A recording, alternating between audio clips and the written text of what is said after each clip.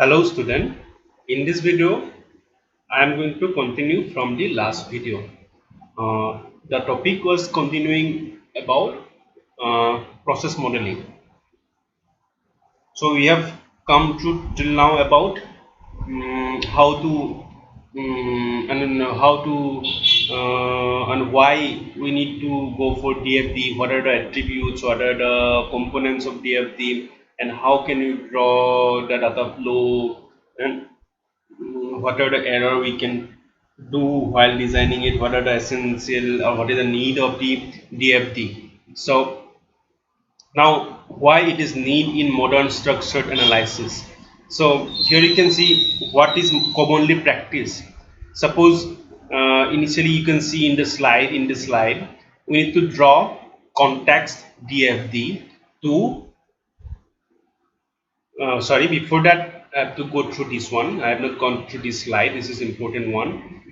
Suppose this slide is about classical structured analysis, which is actually rarely practiced anymore because cumbersome and time consuming. But what is there actually?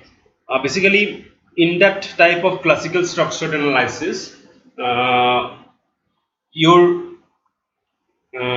we need to draw a top-down physical DFDs that represent current physical implementation of the system.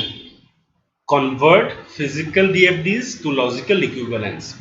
Then we need to draw top-down logical DFDs that represent improved system.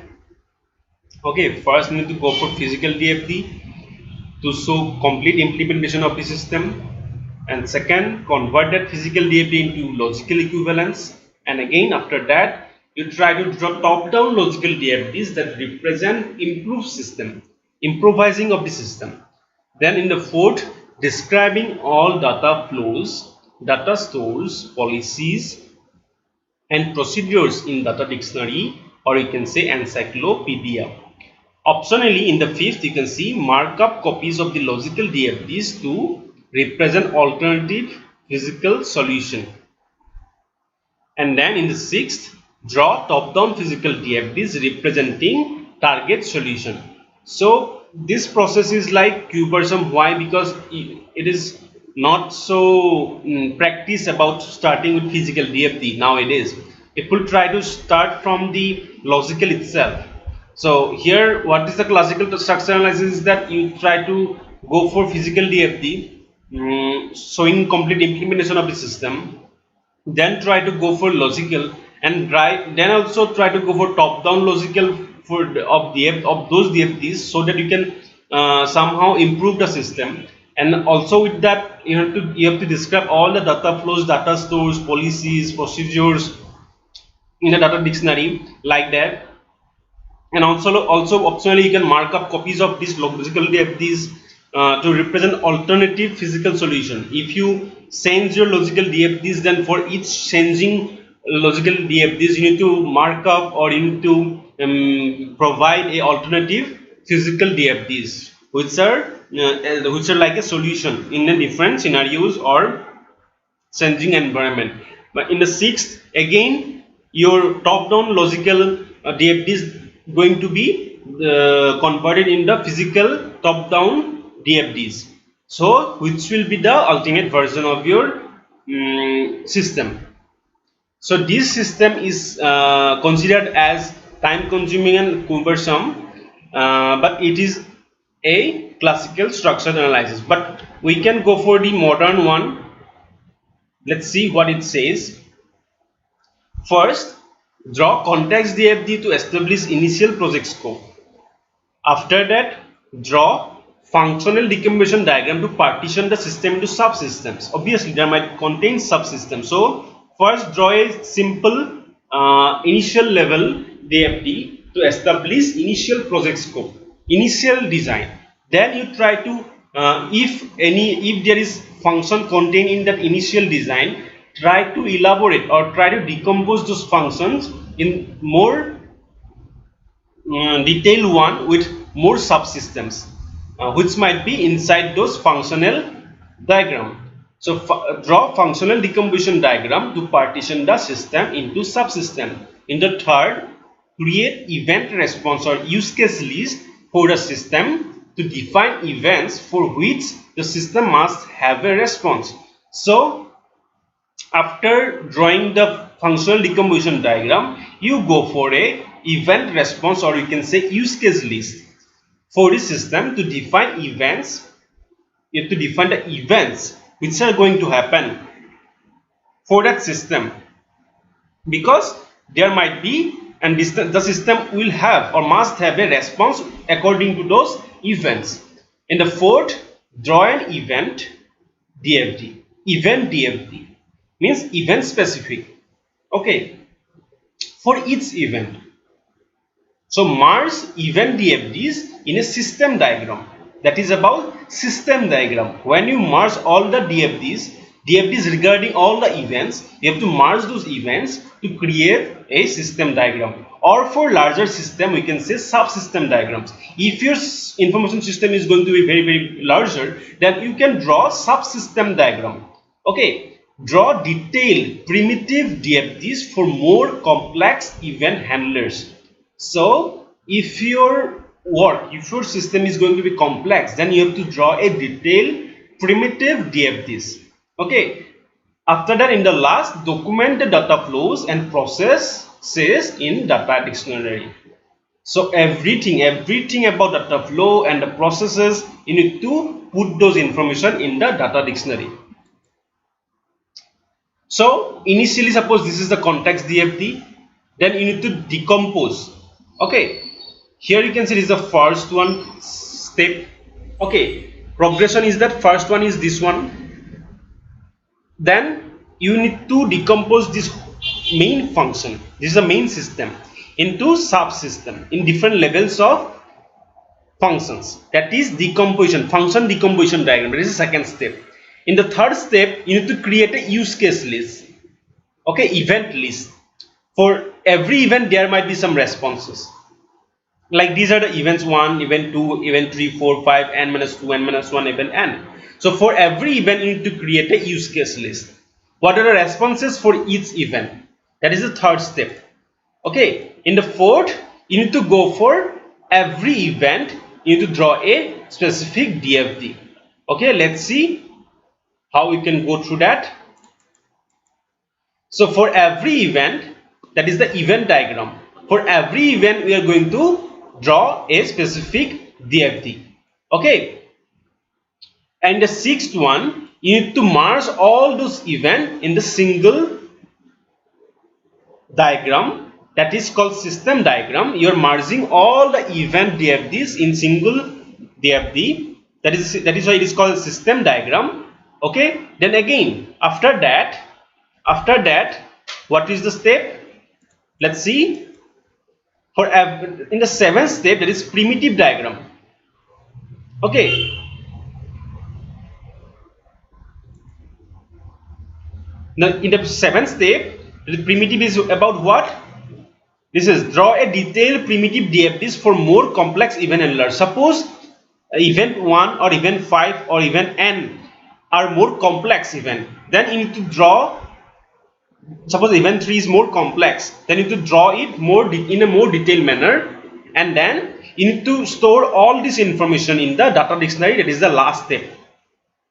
Okay, it is the last step about storing every details about data flow and data processes in a data dictionary. It might be in a structured English and or decision tables, and about the data structure you are going to use with every task or subtask or an event. You need to store that in a data dictionary with respect to your complete system diagram. So our DFD approach is that draw context DFD to establish initial project scope, then draw functional decomposition diagram to same lines coming up, draw system level DFD map to the decomposition diagram, then decompose system level process into lower level DFDs. Here the fourth one and third number is a bit of difference. Draw system level DFD, then decompose system level process into lower level DFDs. Continue this process decomposition approach until lower level DFD contain only primitive processes, which are the main primary processes. Then document the data flows and process in the data dictionary. So here the same thing, the context DFD, the system diagram, and these are the complex events where more primitive events might be there. So you need to decompose those things in more detailed way, and then also you need to keep the every information in the data dictionary. So here you can see one case tool that is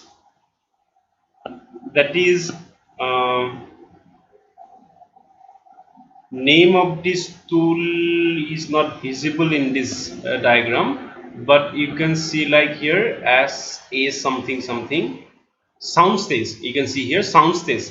Okay, soundstage is a case tool which can be used to draw this system modeling for process modeling, which can be used to draw the DFDs in this way. So you can use, or there might be other tools also to understand this process modeling in better way. But here you can see how can you handle the things. Here you can see the main process initial diagram where you detail the things, initial